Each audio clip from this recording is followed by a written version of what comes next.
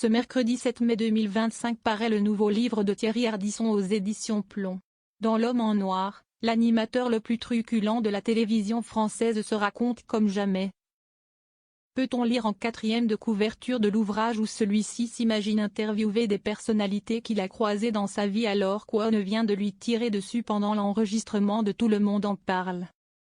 S'il dit vouloir consacrer désormais l'essentiel de son temps à l'écriture, le pape des Nuits du Pape célèbre le 30e anniversaire de l'un de ses plus célèbres talk-shows, Paris Dernière, ce soir sur Paris Première. Refaire cette émission des années plus tard m'a plu. J'ai accepté à la condition que ce soit une seule fois. J'ai retrouvé une certaine excitation. Même si au lieu de finir aux chandelles, on a terminé à Saint-Eustache, explique-t-il aux Parisiens. De 1995 à 2016, l'émission Paris Dernière fut présentée par Thierry Ardisson. Selon une rumeur, l'animateur avait envisagé un temps de transférer le programme sur C8 sous le nom de Paris by Night. Daphné Burki était partante, révèle aujourd'hui le principal intéressé. La direction de Canal+ avait posé ses conditions. Si je voulais que l'émission revienne, il fallait que Cyril Hanouna la coproduise, qu'il touche 20% du prix d'une émission qui existait déjà avant le début de sa carrière, précise le compagnon d'Audrey Crespo-Mara, dénonçant une tentative de racket d'une entreprise qui fonctionne avec un système mafieux.